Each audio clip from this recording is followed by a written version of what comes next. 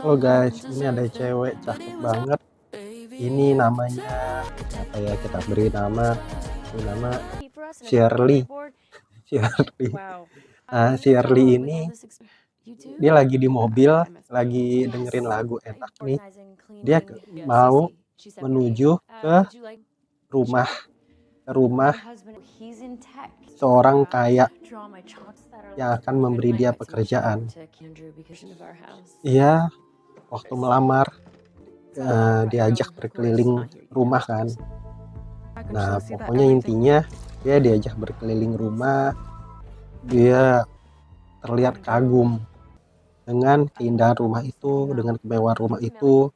Dia terlihat sangat senang dengan calon majikannya yang terlihat sangat baik. Tapi di balik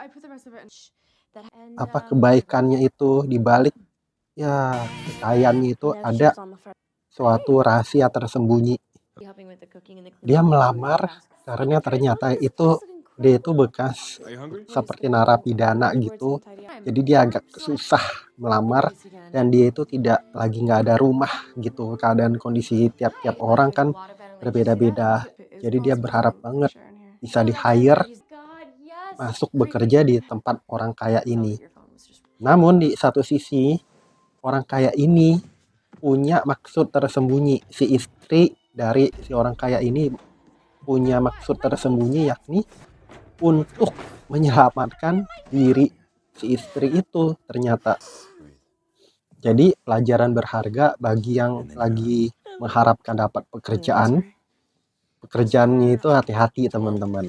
Teman-teman juga harus lihat timbal baliknya itu, latar belakang yang pemberi kerja. Teman-teman harus melihat mereka juga seperti apa garis besarnya. Jangan mereka yang nilai kita butuh kerjaan gimana, tapi kita juga harus lihat kita nanti akan bisa berkembang nggak, nanti kita akan berbahaya nggak kalau bekerja di situ, apakah ada hidden meaning, ada maksud tersembunyi apa enggak di balik dari pemberi kerja itu, atau mereka membutuhkan kita itu karena apa, karena kepandaian, karena kepintaran, karena kemampuan kita dalam hal apa, dalam negosiasi, dalam bekerja membersihkan rumah, atau dia ada maksud tersembunyi apa gitu. Jangan sampai membahayakan kita, jangan terlalu over excited. Periksa juga, sama-sama periksa dua arah gitu. Dia periksa, kita periksa gitu. Jangan kita karena ada masalah apa kita takut ya, kita mengharapkan ini seperti angin surga gimana, tahu-tahu di belakang itu ada hal tersembunyi yang malah bisa membahayakan kita. Semua direncanakan oleh majikan untuk mengkondisikan bahwa si pembantu ini dibutuhkan, dan si pembantu ini benar-benar tidak diketahui oleh si majikan pemberi kerja bahwa pembantu ini memiliki masalah dengan hukum, yang dia sedang dalam masa percobaan setelah keluar dari sel atau sebagai narapidana. Jadi si pembantu ini harus bekerja untuk melunasi utang penjaranya kayak gitu. Ya, kerja yang bagus, mendapatkan penghasilan untuk membuktikan kepada pengadilan bahwa dia itu layak untuk kembali ke masyarakat. Dari si pemberi kerja ini selalu membuat situasi psikologi agar seolah-olah itu dia dibutuhkan, dan dia itu gimana, dia pengen itu si majikan perempuan ingin membuat si pembantu ini bisa lengket sama suaminya dalam tanda kutip, karena nanti ketahuan suaminya itu bermasalah, punya kelainan jiwa. Jadi suka menyakiti perempuan, suka menyakiti si istrinya sekarang ini. Jadi dia mau membuat si pembantunya ini benar-benar dicintai sama si suaminya, si pemberi majikan. Jadi sengaja nih. Jadi sebentar ngomong A, sebentar ngomong B. Jadi membuat seperti situasi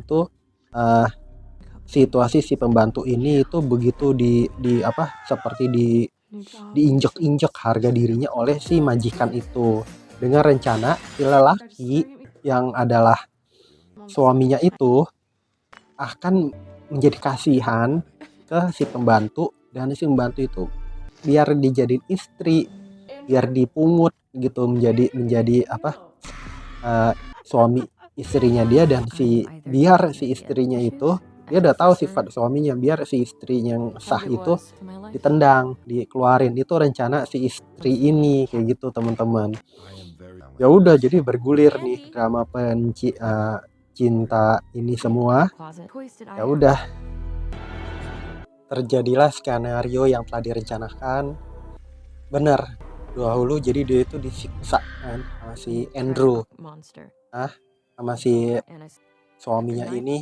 Jadi punya kelainan nih, suaminya itu suka nyiksa perempuan karena kesalahan kecil gitu, kesalahan kecil. Disuruh si istrinya ini dulunya disuruh cabutin 100 rambut panjang itu sampai ke akarnya. Kalau akarnya nggak ikut kecabut, itu kan rada kayak ada bintik kayak gitu, kayak ada tik gitu di ujungnya. Suruh ulangin lagi 100, udah kelar jadi 200 rambut. Dia akhirnya minum, pingsan. Kan itu lama tuh jedanya, dia kumpulin itu bisa berminggu-minggu, seminggu 2 minggu katakanlah begitu, berhari-hari nggak lihat anaknya jadi nggak ke sekolah segala. Ya udah, dia lapor ke polisinya itu, si laki itu ya kan dibikin pingsan, kasih air minum ini yang bikin dia nggak sadar diri. Akhirnya dilaporin bahwa ini nggak sadar, minum kayak gitu, melakukan hal-hal yang sehingga dia nggak sadar, anaknya seperti ditelantarin kayak gitu. Udah akhirnya itu ada perempuan pengganti. Akhirnya perempuan pengganti itu dilucuti juga, dikerjain juga. Kali ini disuruh iniin pisau ke perutnya itu karena mecahin piring pemberian ibunya. Karena kaget ada orang lain, dikurung di kamar yang sama. Akhirnya udah selesai dia ini dicodetin perutnya itu perempuan sendiri.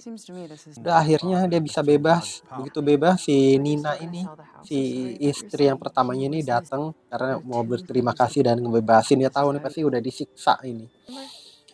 Setelah dibebasin, akhirnya udah mereka berdua bunuh tuh si laki jahat ini, jatoin dari atas ke bawah, meninggal.